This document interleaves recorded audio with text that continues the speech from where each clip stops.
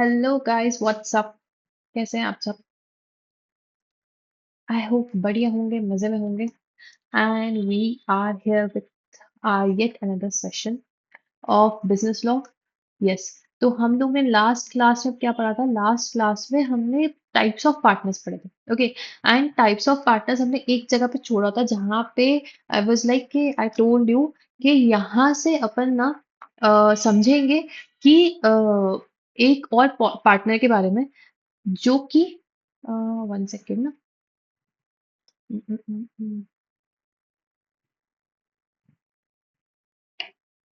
Yes, हाँ। हमने पांच छह पार्टनर्स है।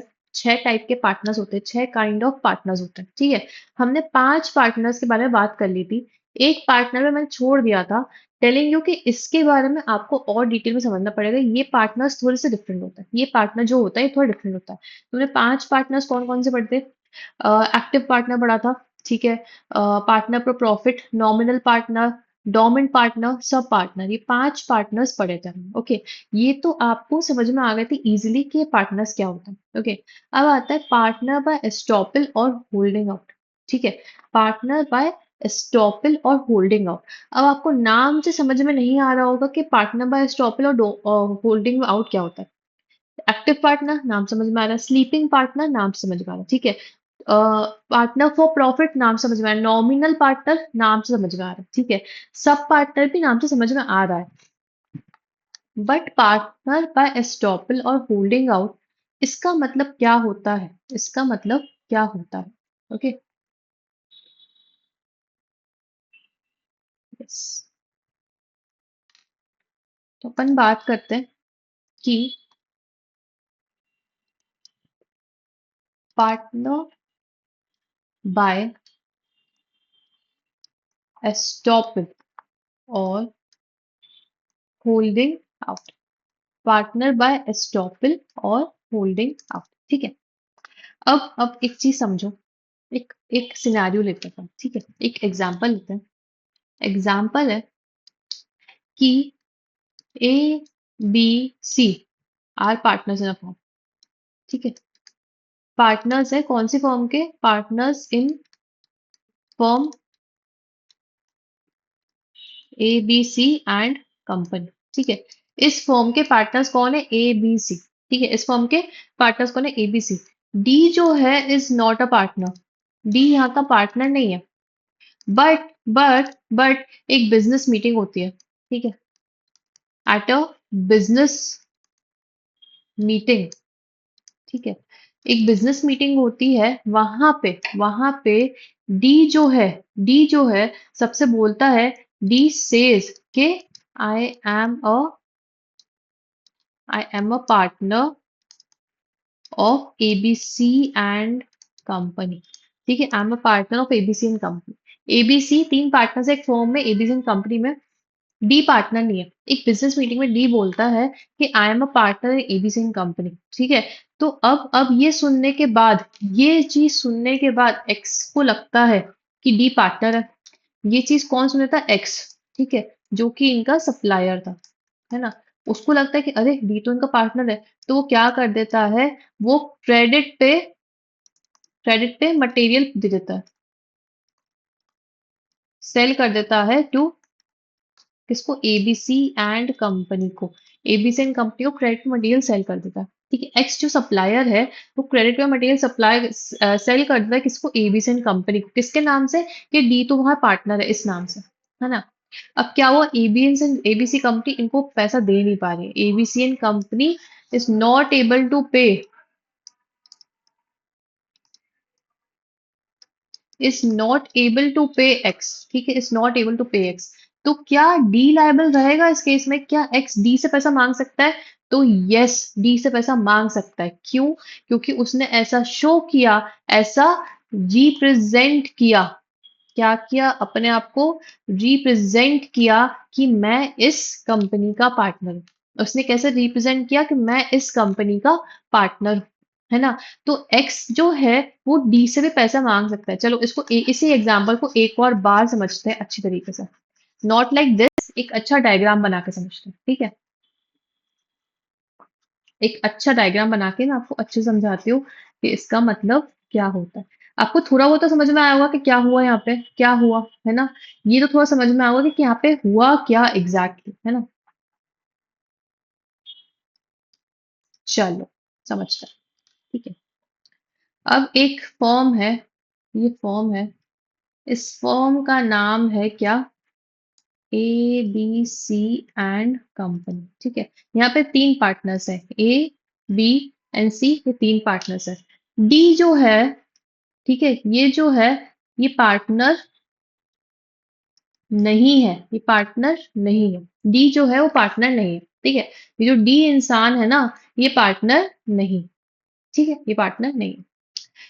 ये एक मीटिंग में, एक बिजनेस मीटिंग होती है, एक बिजनेस मीटिंग होती है, ठीक है, जहाँ कौन कौन बैठा है?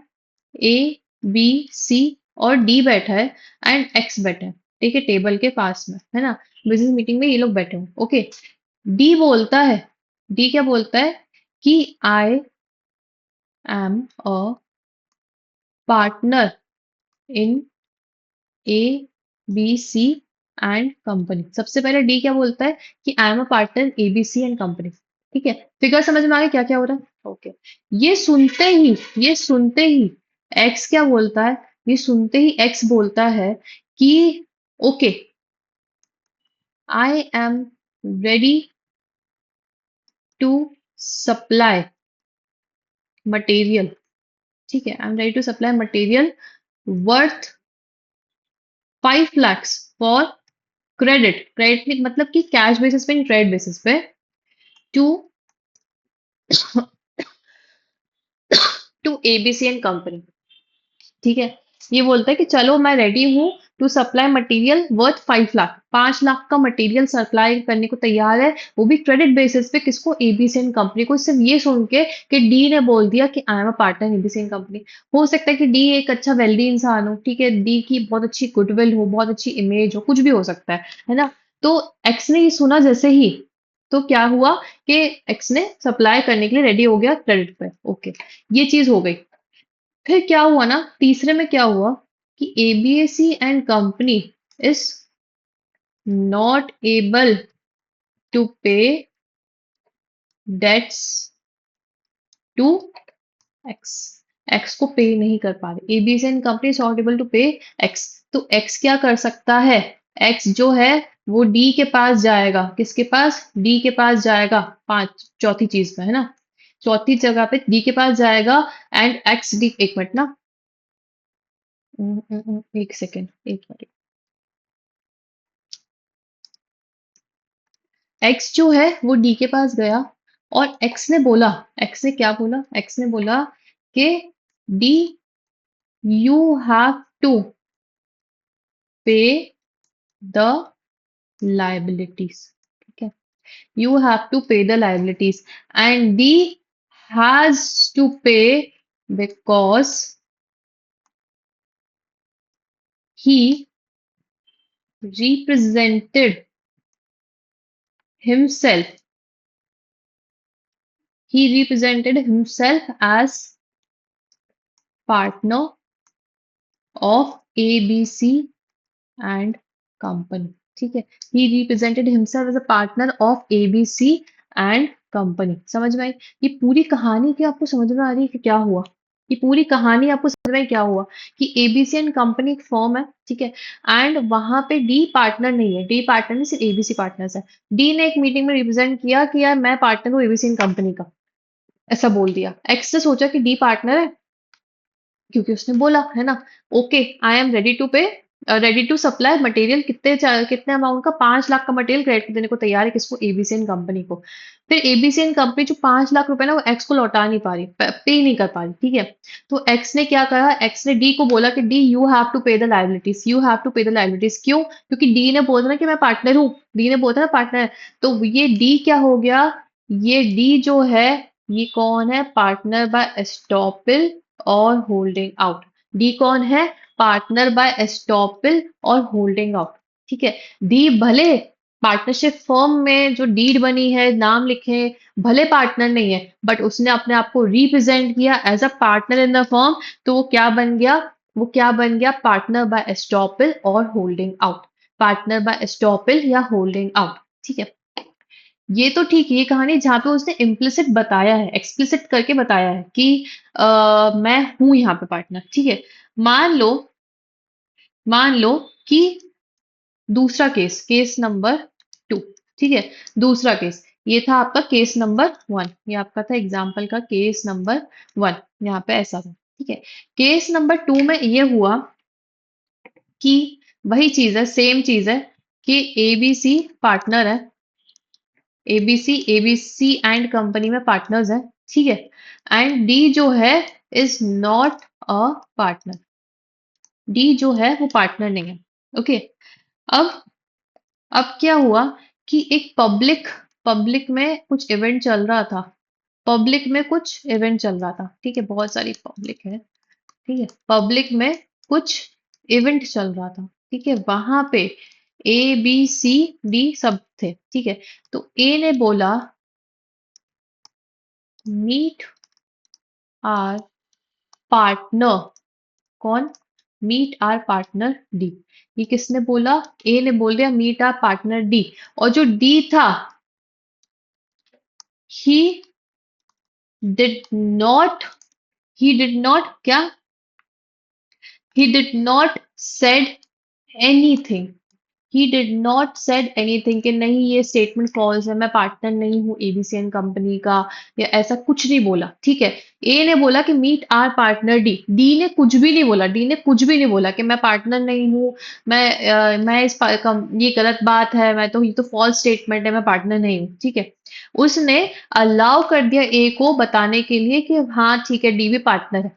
अब क्या हुआ, जो पब्लिक थी, ये जो पब्लिक थी, सेकंड में ये हुआ है ना, थर्ड में ये हुआ कि public gave loan to ABC and company knowing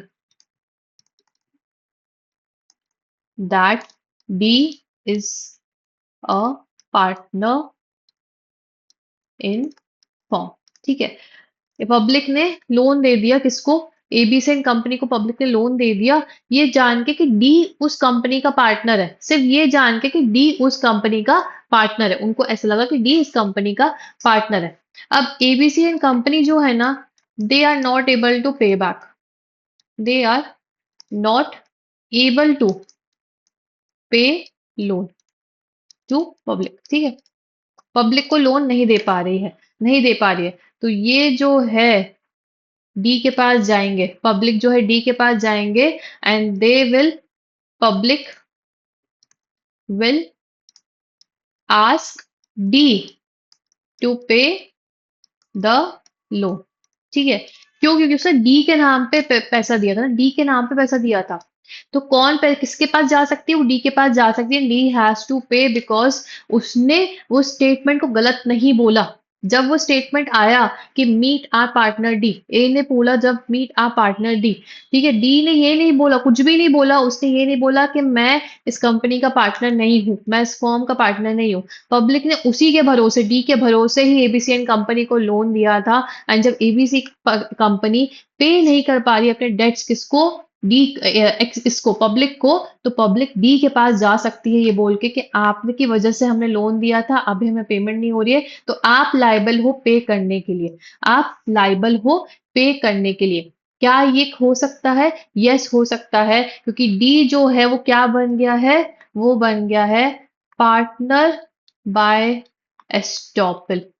वो क्या बन गया? पार्टनर बाय एस्टॉपल या होल्डिंग आउट। इसका मतलब होता है पार्टनर बाय एस्टॉपल या होल्डिंग आउट। ठीक है, क्या समझ में आया? समझ में आ गया क्या होता है? अब अपन कुछ कंडीशंस पढ़ते हैं कि कैसे बनते हैं कंडीशंस फॉर होल्डिंग आउट। कि किस कंडीशन से माना जाएगा कि वो जो बंदा था जो कि पार्टनर नहीं था, बट वो पार्टनर बाय एस्टॉपल या होल्डिंग आउट बन चुका है, किस कंडीशंस में? तो तीन कंडीशंस है आपके पास। तीन कंडीशंस, तीन टेस्ट करोगे आप। अगर ये टेस्ट पास हो जा रहे हैं तो मतलब वो पार्टनर क्या है? पार्टनर बाय एस्टॉपल या होल्डिंग आउट। पहला तो है रिप्रेजेंटेशन। पहला क्या है? रिप्रेजेंटेशन मतलब कि आप रिप्रेजेंट कर रहे हो अपने आप को as a partner in the firm. आप क्या करो, अपने आप को रिप्रेजेंट कर रहे हो। When a person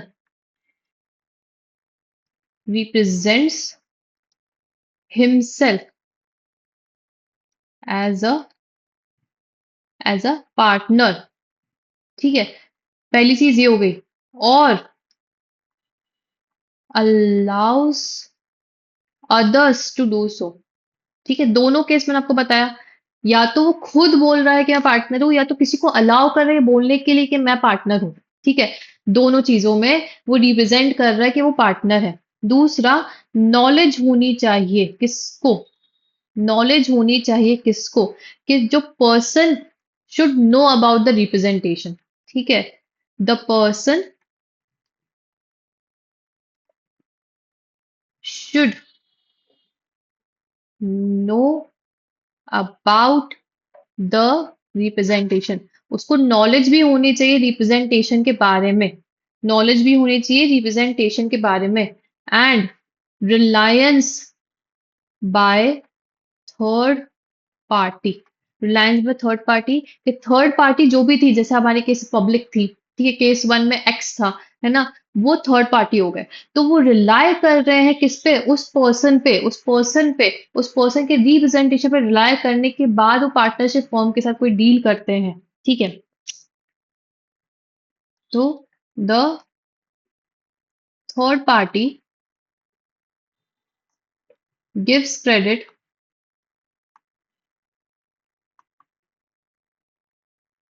to the firm relying on that representation, है ना। समझ में आ गया, ये तीनों चीजें समझ में आ गई कि क्या क्या है। पहला तो रिप्रेजेंटेशन होना चाहिए किसका, या तो पार्टनर, या तो पर्सन जो है खुद रिप्रेजेंट कर रहा है एज अ पार्टनर, है ना, खुद अपने आप को रिप्रेजेंट कर रहा है एज अ पार्टनर, या दूसरे को अलाउ कर रहा है to represent him as the partner of the company, ठीक है। दूसरा, नॉलेज होनी चाहिए किसको, इस पर्सन को नॉलेज होनी चाहिए कि उसको रिप्रेजेंट किया जा रहा है, ठीक है। इस पर्सन को नॉलेज होनी चाहिए, जो ये पर्सन है, जो ये पर्सन है, ये जो पर्सन है, इसको नॉलेज होनी चाहिए, इसको नॉलेज भी होनी चाहिए कि उसको रिप्रेजेंट किया जा रहा है, इसको नॉलेज भी होनी चाहिए कि इसको रिप्रेजेंट किया जा रहा है, ठीक है। और तीसरा, रिलायंस बाय थर्ड पार्टी, ये थर्ड पार्टी इसी पर्सन पर रिलाय करके जो है फर्म को क्रेडिट दे रही है, फिर फर्म को क्रेडिट दे रही है, ठीक है, इसी पर्सन पर रिलाय करके फर्म को क्रेडिट दे रही है। अगर ये तीन कंडीशन सक्सेसफुल हो जाती, सेटिस्फाई हो जाती हैं, तो उस केस में वो पार्टनर, ये पर्सन क्या बन जाएगा, पार्टनर बाय एस्टॉपेल या होल्डिंग आउट। इस केस में क्या बन जाएगा, पार्टनर बाय एस्टॉपेल या होल्डिंग आउट। एंड तभी लायबिलिटी अराइज होगी, सिर्फ तभी लायबिलिटी अराइज होगी अगर ये कंडीशंस जो है, ये जो कंडीशंस फॉर होल्डिंग आउट है, अगर ये फुलफिल हो जाती है, तभी तभी तभी ही ये कंडीशन, तभी वो लायबिलिटी अराइज होगी। क्या हमको ये समझ में आई ये बात, क्या ये क्लियर हो रही है बात। चलो, अब जरा बुक से पढ़ लेते हैं कि बुक में क्या लिखा हुआ है। ओके,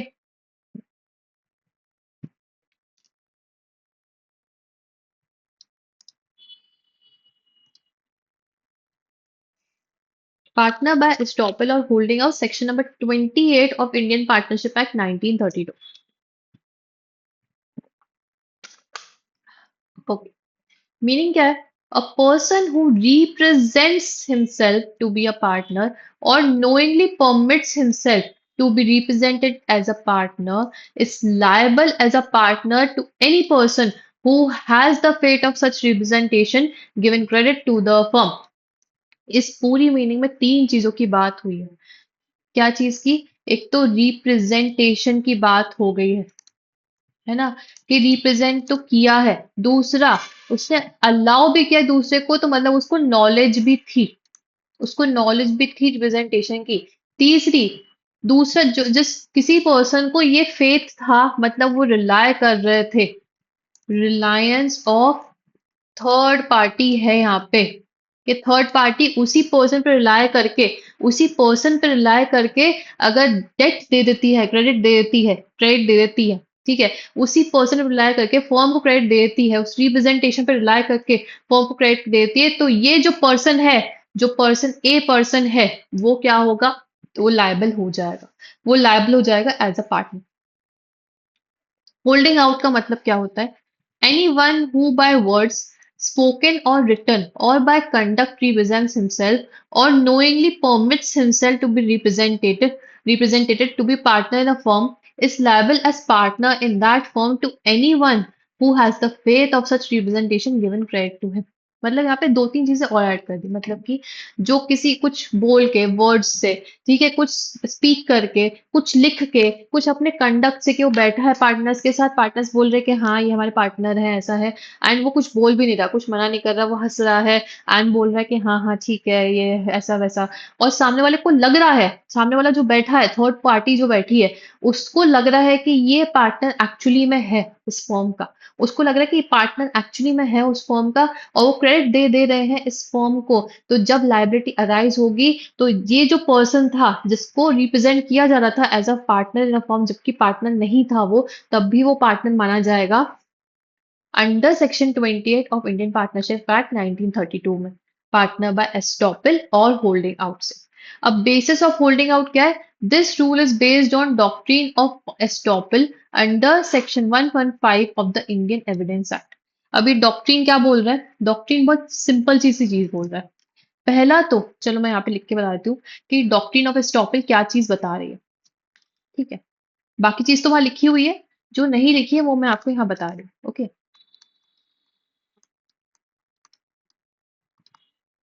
डॉक्ट्रिन ऑफ एस्टॉपल, ठीक है? डॉक्ट्रिन ऑफ एस्टॉपल में क्या हो रहा है कि पहले तो रिप्रेजेंटेशन हुआ है, ठीक है? रिप्रेजेंटेशन हुआ है, रिप्रेजेंटेशन इज मेड, ठीक है? पहली चीज तो ये हुई कि रिप्रेजेंटेशन हुआ है। दूसरा, दूसरा क्या डॉक्ट्रिन में क्या आ रहा है कि जो थर्ड पार्टी है, third party believes the representation, third party को बिलीव हो रहा है उस रिप्रेजेंटेशन पे, ठीक है? थर्ड पार्टी को फेथ है उस रिप्रेजेंटेशन पे, ठीक है? उसके बाद तीसरी चीज आ रही है, तीसरी चीज आ रही है कि थर्ड पार्टी, एक minute,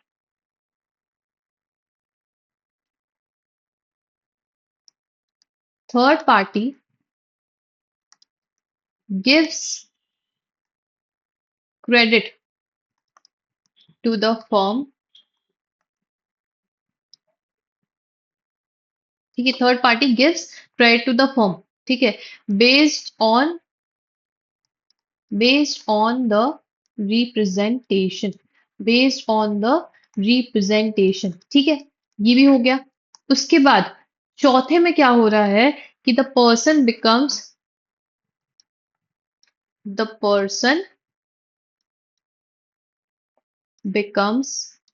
liable to third party, ठीक है?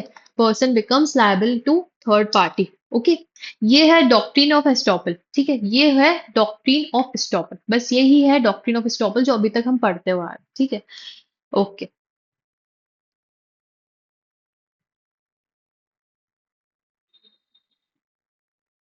कहाँ गए, हाँ यहाँ पे। अब मीनिंग ऑफ होल्डिंग आउट हम ऑलरेडी पढ़ चुके, रिप्रेजेंटेशन ही करना मीनिंग ऑफ होल्डिंग आउट है। To represent, person who falsely represent themselves as partners and induce others to give credit are called partners by holding out, ठीक है? वही होता है, वही। Partnership by estoppel, representation is made by partners regarding a stranger, ठीक है? मतलब कि एक स्ट्रेंजर है, स्ट्रेंजर इंसान जो पार्टनरशिप फर्म में नहीं आया, ठीक है? जो पार्टनरशिप फर्म में नहीं आया, उस स्ट्रेंजर को बोल रहे हैं, ऐसे रिप्रेजेंट कर रहे हैं कि वो पार्टनर है। और किसने रिप्रेजेंट कर रहा है? पार्टनर्स ही रिप्रेजेंट कर रहे हैं, ठीक है? The stranger knowingly allow such representation, और स्ट्रेंजर जानबूझ के, ठीक है, वो जानता है कि ये मेरे को रिप्रेजेंट कर रहा है एज अ पार्टनर, तब भी वो उसको अलाउ करता है, then he becomes liable as a partner. क्या आपको इतनी बात समझ में आ रही है? समझ में आई ये बात क्या है? बहुत ही इजी है, समझना बहुत ही इजी है, बहुत ही इजी है, ठीक है? इफेक्ट्स क्या होते हैं होल्डिंग आउट के? Holding out partner become personally liable for acts of the firm, मतलब कि उसकी पर्सनल लायबिलिटी आ जाती है जब भी वो होल्डिंग आउट करता है, जब भी वो क्या करता है, अपने आप को रिप्रेजेंट करता है as a partner in the firm. He does not become actual partner in the firm. वो एक्चुअल पार्टनर नहीं बन रहा है, वो सिर्फ जो एक्ट्स उसकी वजह से हो रहे हैं, ठीक है, जहां पे थर्ड पार्टी क्रेडिट दे रही है किस वजह से, सिर्फ उस होल्डिंग आउट की वजह से, सिर्फ उस रिप्रेजेंटेशन की वजह से, सिर्फ उन एक्ट्स के लिए वो पार्टनर माना जाएगा, सिर्फ उन एक्ट्स के लिए वो पार्टनर माना जाएगा। बट वो एक्चुअल पार्टनर नहीं है। He gets no rights in the firm, उसको कोई राइट नहीं मिलेगा क्योंकि पार्टनर नहीं है। Third parties can hold him liable as a partner, ठीक है। थर्ड पार्टीज जो भी उसकी रिप्रेजेंटेशन बिलीव करके क्रेडिट दे रही है, ठीक है, तो वो लोग लायबल बना सकते हैं किसको, वो लायबल बना सकते हैं उस पर्सन को जो होल्ड आउट कर रहा है एज अ पार्टनर, उसको एज अ पार्टनर लायबल बना सकते हैं। Since liability is joint and several, he may be compelled to pay entire amount। जहां पे भी पार्टनरशिप की बात आती है, उनकी liability joint and several several होती है, मतलब कि वो जॉइंटली भी लाइबल है और सेवरल मतलब कि अलग से भी वो लाइबल है। वो उनको उनके ऊपर अलग से लाइबिलिटी आ सकती है कि पूरी फर्म का डेट पे कर दो, अगर बाकी पार्टनर्स नहीं कर पा रहे हैं, तो वो एंटायर अमाउंट पे करने के लिए भी कंपेल किया जा सकता है उस पर्सन को जिसने होल्ड आउट किया, जिसने रिप्रेजेंट किया है अपने आप को एज अ पार्टनर, ठीक है। अच्छा एक बात समझो, ये बात बताओ कि ये रूल बनाया क्यों है, ये जो पार्टनर्स बाय एस्टॉपेल या होल्डिंग आउट बनाया क्यों है।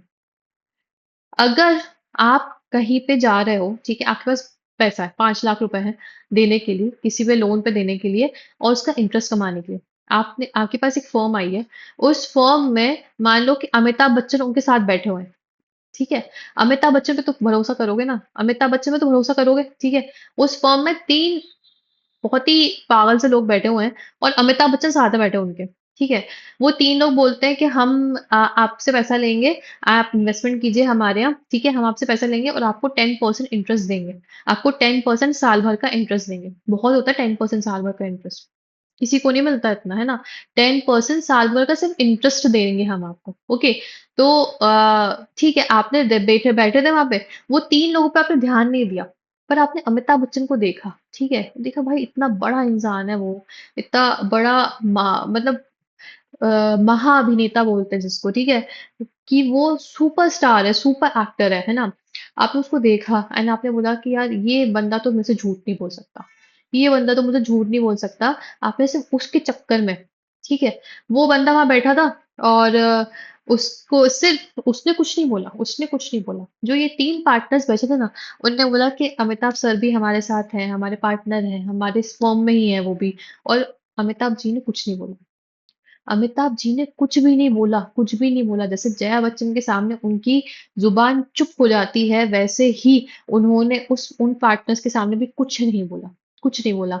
उन्हें रिप्रेजेंट होने दिया अपने आप को as the partner in their firm. And आपने सिर्फ वही देख के आपको लगा कि अरे ये तो पार्टनर है इस फर्म के। आपने सिर्फ अमित जी को देख के ही क्या किया, आपने 5 लाख रुपए वहां पे इन्वेस्ट कर दिए। 1 साल बाद आप जब गए और आप बोले कि यार मेरा 10% रिटर्न दे दीजिए, मुझे 5 लाख रुपए की जरूरत है, आप मुझे रिटर्न भी दे दीजिए, मेरा पैसा भी वापस कर दीजिए। ये लोग बोले हमारे पास तो पैसा ही नहीं है, हम तो अभी नहीं दे पाएंगे आपको, अभी हम नहीं दे पाएंगे, कुछ दिन बाद आइएगा। आप कुछ दिन बाद गए, वो आपको पैसे नहीं दे पा रहे। अब आप कहाँ से पैसा लाओगे, आपको समझ में आ रहा है कि मेरा पैसा डूब चुका है, मेरा पैसा डूब चुका है, मैं किसके पास जाऊं। फिर आपको एकदम से याद है कि भाई अमित जी भी तो पार्टनर है, अमित जी तो झूठ नहीं बोल सकते, वो तो पैसा दे सकते हैं मुझे 5 लाख रुपए। आप जाओगे अमिताभ बच्चन के पास, आप बोलोगे अमिताभ जी, आपने ही तो वहां पे बैठ के बोला था कि मैं पार्टनर हूँ। वो बोले मैंने कब बोला था, वो बोले मैंने कब बोला था, मतलब आप वहां बैठे थे, हाँ बैठे थे। जब उनने बोला कि आप पार्टनर हो तो क्या आपने मना किया, नहीं किया। वो तो उनने बोला था, पर आपने तो मना नहीं किया ना कि आप पार्टनर नहीं हो। आपने तो मना नहीं किया ना आप पार्टनर नहीं हो, मैं तो आपके भरोसे लोन दिया था कि आप पार्टनर हो, है ना। तो अब आप मुझे दोगे पार्टनर, आप पार्टनर हो तो आप मुझे पैसा दोगे, क्या दोगे, पैसा दोगे। अब वो बोले हम नहीं देंगे, देख लो अपने जो करना है करो। तुम गए कोर्ट में, तुमने पूरी कहानी बताई कि ऐसा ऐसा हुआ था, इस तरीके से हुआ था। अमित जी को बोला, अमित जी से पूछा, अमित जी अब कोर्ट में झूठ नहीं बोल पाया, उन्होंने बोला कि हाँ ऐसा बोला था इन लोगों ने कि मैं पार्टनर हूँ, पर मैंने मना नहीं किया था, बट उससे क्या होता है। तो कोर्ट ने बोला कि ऐसा नहीं है, सेक्शन नंबर 28 पार्टनरशिप एक्ट 1932 के हिसाब से आप पार्टनर बाय एस्टॉपल बन चुके हो। आपने होल्ड आउट किया अपने आप को, आपको ने अपने आप को रिप्रेजेंट किया एज अ पार्टनर। तो आप क्या हो? आप क्या हो? आप पार्टनर बाय एस्टॉपल हो। भले आप एक्चुअल पार्टनर नहीं हो फर्म के, बट स्टिल आपने अपने आप को रिप्रेजेंट किया एज अ पार्टनर। तो आपके पास लाइबिलिटी आ गई है। आपके पास पर्सनली इस बंदे के लिए लाइबिलिटी आ गई। अब आपको मुझे पैसा देना पड़ेगा कितना? अमित जी को पैसा देना पड़ेगा कितना? 5 लाख रुपए देना पड़ेगा विथ इंटरेस्ट के साथ। विथ इंटरेस्ट के साथ। क्या समझ में आया? ठीक है। क्या समझ में आ गया? यस।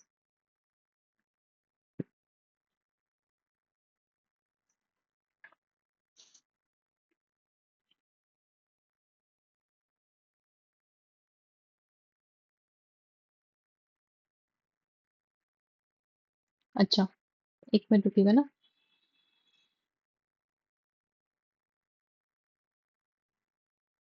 ओके। चलो, अब ये तो हो गया कि अफेक्ट्स ऑफ होल्डिंग आउट क्या होते हैं, क्यों होल्डिंग आउट वाला प्रिंसिपल आया है, होल्डिंग आउट और एस्टॉपल का मतलब क्या, ये सब अपने समझ लिया। अब एक एक चीज बताओ। अमिताभ बच्चन ने 5 लाख दे दिए 10% इंटरेस्ट के साथ। अमिताभ बच्चन ने 5 लाख 10% इंटरेस्ट के साथ दे दिए। अमिताभ बच्चन ने बोला कि यार मेरे 5 लाख तो चलेगा बेफालतू, फालतू में मेरे 5 लाख चलेगा। वो गए ये 3 पार्टनर्स के पास, जो भी ये पार्टनर्स तीनों, इनके पास गए तो तुम तो मुझे पैसा वापस दो। तुमने पैसा लिया था ना उनसे। तुमने बोला था कि मैं पार्टनर हूँ, मैं तो कुछ बोला ही नहीं था, है ना? तो तुम तो मुझे पैसा दो। तो बोलते हम क्यों दे, हम क्यों करें, आपने तो बोला था, आप ही तो वहां बैठे थे, आपने भी तो हामी भरी थी। तो इधर पे बात आती है, क्या हम उस पर्सन जो पार्टनर बाय स्टॉपल है, क्या उसके साथ पूरी तरीके से गलत कर दे रहे हैं? तो यस, हम गलत कर दे रहे हैं। अब उस पार्टनर के पास राइट टू रिकवरी है। राइट टू रिकवरी किस पार्टनर के पास है? पार्टनर बाय एस्टॉपल जो है, उसके पास राइट टू रिकवरी है। आफ्टर पेमेंट, जब वो एक बार पेमेंट कर दे, ही में recover amount from actual partners. मतलब पार्टनर बाय स्टॉपल जो है, वो फर्म के पास जाएगा और बोलेगा कि रिकवरी करेगा अपने पैसे की, रिकवरी करेगा फर्म के पास अपने पैसे की। एक बार उसने पेमेंट कर दी, जब उसने पेमेंट कर दी, अपने पेमेंट कर दी थर्ड पार्टी को, तो वो फर्म के पास जा सकता है बोलने कि आप मुझे तो पैसा वापस करिए, आप मुझे तो पैसा वापस करिए। मैंने तो आपका डेट पे किया है ना, आपका डेट था वो, मेरा डेट थोड़ा था। ठीक है, आपका डेट पे किया है, तो आप मुझे पैसा वापस कीजिए। ये कहाँ पे होता है? अंडर डॉक्ट्रिन ऑफ सब्रोगेशन और on basis of quasi contract. अब दो चीज समझते हैं। डॉक्ट्रिन ऑफ सब्रोगेशन क्या होता है?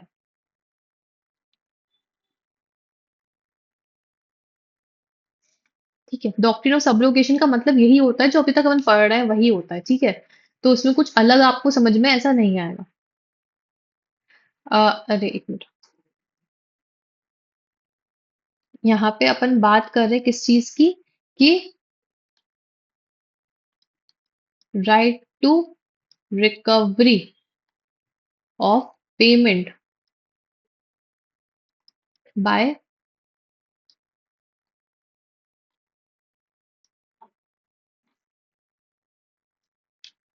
Partner, partner by stop. ठीक है, right of recovery of payment by partner by stoppage. ठीक है, इसके पास क्या राइट है? तो पहला तो डॉक्ट्रिन ऑफ सब्रोगेशन जो है उसके अंडर है। डॉक्ट्रिन ऑफ सब्रोगेशन, इसके अंडर क्या बोल रहे हैं? इसके अंदर ये बोल रहे हैं कि वंस द क्रेडिटर,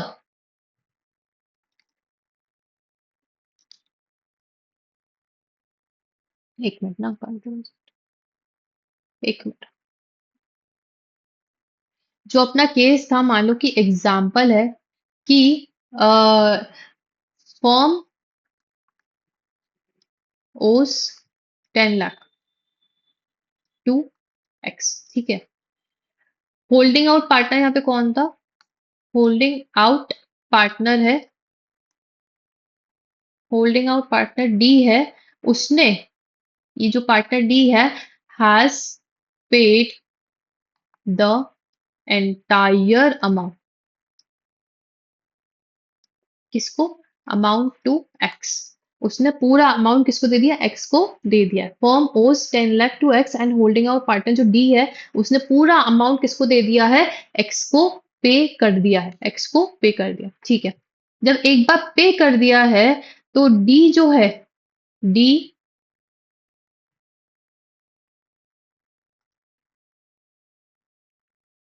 एक बार जब उसने पैसा दे दिया तो D gets creditors right against actual partners, ठीक है। D gets creditors rights against actual partners, मतलब फॉर्म ओ करती थी किसको? फॉर्म ओ करती थी किसको? एक्स को ओ करती थी। होल्डिंग आउट पार्टनर डी था, तो डी ने एक्स को पेमेंट कर दी। चलो पेमेंट उसने कर दी। अमिताभ बच्चन ने आपको पेमेंट कर दी, ये मान लो, ठीक है। अमिताभ बच्चन ने आपको पेमेंट कर दी। अब अमित जी जा रहे हैं फॉर्म के पास, बोल रहे हैं कि अब मेरे पास क्रेडिटर का राइट है कि अब मैं तुम लोगों से पेमेंट वापस ले सकता हूँ। तुमसे जो एक्चुअल पार्टनर्स है उनसे पेमेंट वापस ले सकता है। अब डी के पास क्रेडिटर राइट आ जाती है जब उसने पेमेंट कर दी है किसको? एक्स को पेमेंट कर दी। डी ने जब जाके एक्स को पेमेंट कर दी है एंटायर अमाउंट की, तो डी के पास अब क्या आ गई? क्रेडिटर्स की राइट आ गई। इसी को बोलते हैं डॉक्ट्रिन ऑफ सबरोगेशन। इसको क्या बोलते हैं? Doctrine of subrogation. और दूसरा आता है क्वाजी कॉन्ट्रैक्ट। दूसरा क्या आ रहा है? Quasi contract. क्वाजी कॉन्ट्रैक्ट के हिसाब से ये बोल रहे हैं कि law says that actual partners benefited from payment, ठीक है।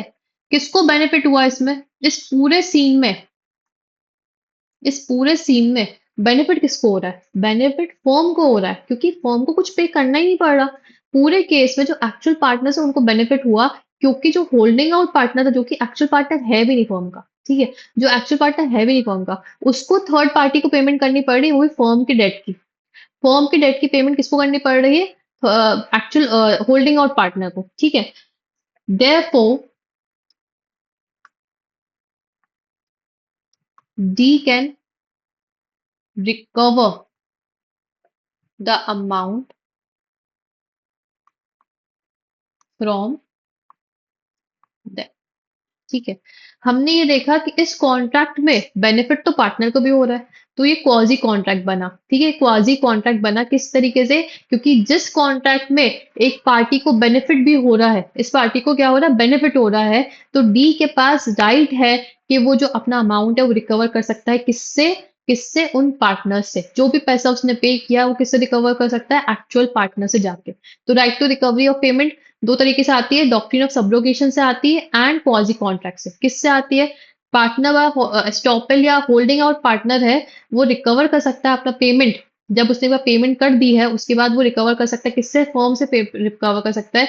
दो दो तरीके से, डॉक्ट्रिन ऑफ सब्रोगेशन से भी और क्वाजी कॉन्ट्रैक्ट की वजह से भी, दोनों तरीके से वो अपना पेमेंट जो है वो रिकवर कर सकता है फर्म से, after he has paid the entire amount. क्या आपको ये पूरी बातें समझ में आ गई? दिमाग में आ गई? अपन को बस एक लास्ट चीज पढ़नी है एक्सेप्ट इसमें, वो है exceptions of holding out. Exceptions to holding out. अपन होल्डिंग आउट के एक्सेप्शंस क्या है? अभी तो अपन ने ये पढ़ लिया कि होल्डिंग आउट क्या होता है, क्या कंडीशंस होती हैं, डॉक्ट्रिन ऑफ एस्टॉपल क्या होता है, ठीक है। होल्डिंग आउट का मतलब क्या होता है, एस्टॉपल का मतलब क्या होता है, एंड अपन ये भी समझ लिया कि राइट टू रिकवरी कैसे आती है। बट अपन को ये समझना है अब कि एक्सेप्शंस क्या है, कौन कौन से केसेस में एक्सेप्ट और कौन से केसेस में वो जो होल्डिंग आउट वाला प्रिंसिपल है वो अप्लाई नहीं होता है। ओके, ये अपन को भी पढ़ना है। एक्सेप्शंस टू होल्डिंग आउट, चलो पढ़ते हैं ये भी। Doctrine of holding out does not apply in the following cases. ये तीन केसेस में जो डॉक्ट्रिन ऑफ होल्डिंग आउट है वो अप्लाई नहीं होता। कौन सा? टॉट committed by partners. Torts committed मतलब कि कुछ भी गलती हुई है किससे? पार्टनर से। Person can not be made liable for any टॉट merely because another represented him as a partner. इसको समझते हैं, इसको समझते हैं एग्जाम्पल से। ऐसे समझ में नहीं आएगा, इसको एक्सेप्शंस को एक एक करके एग्जाम्पल समझते हैं। पहला है टॉट committed by partners। ठीक है। मान लो कि डी जो है, ये डी जो है ना, जो डी है, ये होल्डिंग आउट पार्टनर है। ठीक है। इसको फॉल्सली रिप्रेजेंट किया गया है, एज फॉल्सली रिप्रेजेंट किया गया एज अ पार्टनर। ठीक है। अभी जो एक फर्म है, एबीसी कंपनी है, एबीसी जो कंपनी है, एबीसी की जो फर्म है, इसका एक एम्प्लॉय है। कौन है? एक एम्प्लॉय। उसने कुछ नेग्लिजेंटली काम किया, एम्प्लॉय बिहेव्ड नेग्लिजेंटली। ठीक है। बिहेव्ड नेग्लिजेंटली एंड उसने डैमेज कर दी, एंड डैमेजेस कस्टमर्स का। ठीक है। टॉर्ट कब होता है? जब आप कुछ भी इग्नोरेंस की वजह से, नेग्लिजेंस की वजह से किसी और को नुकसान पहुंचाते हो, किसी और को डैमेज पहुंचाते हो, इसको बोलते हैं टॉर्ट। तो टॉर्ट कमिटेड बाय पार्टनर्स। तो एक एम्प्लॉय था फर्म का, ठीक है, ये कार कंपनी है, ठीक है, कार कंपनी है। उस फर्म के एम्प्लॉय ने नेग्लिजेंटली बिहेव किया और कस्टमर की कार को डैमेज कर दिया। ठीक है। तो जो कस्टमर है, जो कस्टमर का कार है, जो ये कस्टमर था हमारे पास, है ना, ये जो कस्टमर है, ये डी के पास नहीं जा सकता। ये डी के पास नहीं जा सकता, जस्ट बिकॉज एक एम्प्लॉय नेग्लिजेंटली बिहेव किया था। जस्ट बिकॉज एक एम्प्लॉय नेग्लिजेंटली बिहेव किया था, डी के पास नहीं जा सकता कि यार मेरे कार के साथ गलत हुआ है, डैमेजेस हुए हैं, तुम मुझे रिकवरी करोगे, तुम मुझे रिकवरी करोगे। डी के पास ही जाता जा सकता है, mainly because of the tort committed by the partners. किसी गलती है? पार्टनरशिप फॉर्म की गलती, क्योंकि पार्टनरशिप फॉर्म के एम्प्लॉय ने किया है, तो यहाँ पे एम्प्लॉय एम्प्लॉय का रिलेशनशिप आ रहा है ना। तो एम्प्लॉय ने गलती की है, तो एम्प्लॉयर इसके लिए भुगतान करेंगे। ठीक है। जो पर्सन वहां पे था ही नहीं, उसको पता ही नहीं कि उसने नेग्लिजेंटली बिहेव किया है कि नहीं किया है, उसको पता ही नहीं कि डैमेज हुआ है कि नहीं हुआ है, वो वहां पे खड़ा ही नहीं था। ठीक है। वो वहां पे था ही नहीं, ऐसी कोई डील हुई नहीं जो आपने डी को देख के करी है। तो यहाँ पे कस्टमर जो है वो डी के पास नहीं जा सकता, just for the taught committed by the partners. क्या ये चीज क्लियर हो रही है? इस केस में जो सेक्शन 28 है वो एप्लीकेबल नहीं होगा, जो सेक्शन 28 होल्डिंग आउट का, वो एप्लीकेबल नहीं होगा। दूसरा, state of a deceased, state of a deceased partner. ठीक है। State of a disease partner, मान लो कि ये एबीसी एंड कंपनी है, एबीसी कंपनी है, एंड जो ए है, ए डाइस, मर जाता है बेचारा ए, बेचारा ए मर जाता है। ठीक है। नाउ जो फर्म है, it continues with B and C. ठीक है। फर्म कंटिन्यू कर रही है बी एंड सी के साथ। ठीक है। ए मर जाता है, ए अब पार्टनर नहीं है। डेथ के बाद क्या पार्टनर बना? डेथ के बाद क्या पार्टनर बना? डेथ हो गई, अब तो कुछ भी नहीं है, उसका रिश्ता ही नहीं संसार के साथ, है ना। तो फर्म कंटिन्यू करती है बी एंड सी के साथ, फर्म कंटिन्यू कर रही है बी एंड सी के साथ, और उसका under old name, under old name, old name क्या था इनका? A B C and company. मतलब यहाँ पे ए का नाम भी है, मतलब क्या है? ए का नाम भी है, यहाँ पे क्या है? ए का नाम भी है। क्या जो सप्लायर था, इनका एक सप्लायर था एक्स, उसके साथ इन्हें गलत किया, तो क्या सप्लायर ए के लीगल हायर्स के पास जा सकता है? अभी भी, अभी भी जा सकता है। एक बार उसके मरने के बाद कुछ डील हुई थी, क्या सप्लायर जो एक्स है, वो जो एबीसीएन कंपनी का सप्लायर है, क्या वो ए के पास जा सकते हैं कि आप एबीसीएन कंपनी के पार्टनर थे, ये तो आप हमें पैसा दीजिए, आप हमें पैसे दीजिए इस चीज के लिए? तो नहीं जा सकता, वो लीगल हायर के पास नहीं जा सकता, क्योंकि ए मर चुका है। भले ए मर चुका था, तो भी बीएनसी ने उस नाम के साथ कंटिन्यू किया, रिप्रेजेंट किया कि ए पार्टनर है। क्या ए को पता था कि मैं पार्टनर हूँ? ए तो है ही नहीं, दुनिया में ही नहीं है, डिसीज्ड पर्सन है, डिसीज्ड पार्टनर है। तो उसके स्टेट पे कोई लायबिलिटी नहीं आएगी, उसके लीगल हायर पे कोई लायबिलिटी नहीं आएगी, जो भी कर्म कांड किए हैं आपने ए के मरने के बाद, जो भी ए के मरने के बाद जो भी कर्म किए हैं, फर्म के, फर्म ने जो भी कर्म किए हैं, उसमें ए की लायबिलिटी नहीं आई, क्योंकि वो मर चुका है। कितना ईजी है समझने के लिए, क्योंकि वो लोग होल्ड आउट कर रहे थे ए को एज अ पार्टनर, तो ए यहाँ पे एक होल्डिंग आउट पार्टनर बन गया। ओके। तीसरी बात आती है, तीसरा हमारा आता है इंसॉल्वेंट पार्टनर, इंसॉल्वेंट पार्टनर, ठीक है। इंसॉल्वेंसी आने से भी जो पार्टनरशिप है वो खत्म हो जाती है। अगर कोई पार्टनर जो इंसॉल्वेंट हो चुका है तो पार्टनरशिप फॉर्म में पार्टनर नहीं रह सकता, ठीक है। तो मान लो कि जो डी था, ही इज एडजुडिकेटेड एज इंसॉल्वेंट, ठीक है। उसको इंसॉल्वेंट घोषित कर दिया, मतलब कि अब उसके पास पैसा नहीं, वो बैंकरप्ट हो चुका है। क्या हो चुका है? बैंकरप्ट हो चुका है। उसको एडजुडिकेट कर दिया कोर्ट ने कि वो इंसॉल्वेंट हो चुका है। बट यहाँ पे कोई एक्स इंसान है, कोई एक्स इंसान है who still treats D as a partner, जो इसके इंसॉल्वेंट होने के बाद, ये पहला है, ठीक है, इसके इंसॉल्वेंट होने के बाद भी एक्स जो है ट्रीट कर रहा है डी को एज अ पार्टनर, जबकि वो इंसॉल्वेंट हो चुका है, उसके पास पैसा ही नहीं, वो बैंकरप्ट हो चुका है। कोर्ट ने उसको बैंकरप्ट बता दिया गया है, उसको इंसॉल्वेंट बोल दिया गया है, घोषित कर दिया है कि वो पैसा नहीं दे सकता किसी को भी, राइट। तो एक्स फिर भी उसको डी को एज अ पार्टनर ट्रीट कर रहा है, ठीक है। क्या डी स्टिल इसको पैसा देगा? क्या ये एक्स जाएगा डी के पास पैसा लेने के लिए? तो नहीं, नहीं जा सकता, ठीक है। एक्स डी के पास पैसे लेने नहीं जा सकते क्योंकि वो इंसॉल्वेंट हो चुका है, घोषित कर दिया गया है। एक बार उसको इंसॉल्वेंट घोषित कर दिया है तो इंसॉल्वेंट पार्टनर के ऊपर अब कोई लायबिलिटी नहीं आती है, ठीक है। कोई लायबिलिटी नहीं आती है, वो बैंकरप्ट हो चुका है। उसके बैंकरप्सी के बाद भी अगर कोई इंसान उसको पार्टनर की तरह ट्रीट कर रहा है तो वो उसकी गलती है, वो पागल है। वो देखे भाई कि उसके पास पैसा है भी कि नहीं देने के लिए। वो इस पर्सन के पास जाके अब कुछ नहीं मांगेगा, अब कुछ नहीं मांगेगा। तीन चीजें हैं जहां पे एक्सेप्शन आता है होल्डिंग आउट का। पहला, tort committed by the partners, ठीक है। Tort committed by the partners, जो पार्टनर्स हैं उनके एम्प्लॉयज ने टॉर्ट किया है, कुछ भी किया है, उसके लिए थर्ड पार्ट, उसके लिए जो ये पर्सन है holding out person, he is not liable. Secondly, state of a deceased partner, deceased partner हो चुका है, आप उसका नाम यूज कर रहे हो, अगर वो डिसीज हो चुका है उसके बाद उसके ऊपर कोई लायबिलिटी नहीं आएगी। जो एक्स सप्लायर उसके मरने के बाद उसके पास नहीं जा सकता है, ठीक है, या उसकी लीगल हायर के पास नहीं जा सकता है। थर्ड है इंसॉल्वेंट पार्टनर, एक बार इंसॉल्वेंट पार्टनर घोषित हो चुका है, बैंकरप्ट बता दिया कोर्ट ने, उसको एडजुडिकेट कर दिया एज इंसॉल्वेंस इंसॉल्वेंट पर्सन, ठीक है। उसके बाद अगर कोई थर्ड पार्टी उसको फिर भी पार्टनर की तरह ट्रीट कर रही है तो उसे उस थर्ड पार्टी की गलती है, ठीक है। तो वहां पे होल्डिंग आउट का क्लॉज नहीं आता है, वहां पे ये जो डी इंसान है, जो होल्डिंग आउट पर्सन है, ये लायबल नहीं होगा तीन केसेस में। क्या ये आपको समझ में आई बात? क्या ये हमें दिमाग में समझ में आ रही है बात?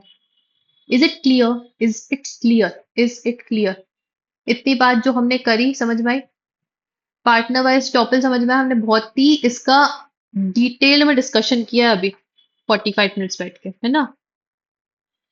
यस। Okay, okay, okay. चलो, तो फिर आज के लिए अपन यहाँ पे खत्म करते हैं, आज की कहानी यहाँ पे खत्म करते हैं। नेक्स्ट कहानी अपन नेक्स्ट लेक्चर से स्टार्ट करेंगे, जहां पे अपन नया कंसेप्ट पढ़ेंगे पार्टनरशिप के बारे में। ओके। एंड पता नहीं अभी आपको मिली है कि नहीं मिली है, बट आपको जो अभी जून के पेपर्स है ना, वो भी सॉल्व किए जाएंगे मजेदार तरीके से, एंड मजा आएगा उसको सॉल्व करने में, तो अपन वो भी करने वाले हैं, वो भी अपन करने वाले हैं, जून पेपर सॉल्व करेंगे। भले आपका कोर्स कंप्लीटेड नहीं है पर मजा आता है पेपर देखने में, एक बार समझने में किस टाइप के क्वेश्चंस आते हैं, कहाँ कहाँ से कितने क्वेश्चंस आते हैं, उस तरीके से अपन थोड़ा समझ, एक ओवरव्यू मिल जाता है कि अपना नेक्स्ट पेपर जो अक्टूबर में आने वाला है ना वो कैसा होने वाला है, ठीक है।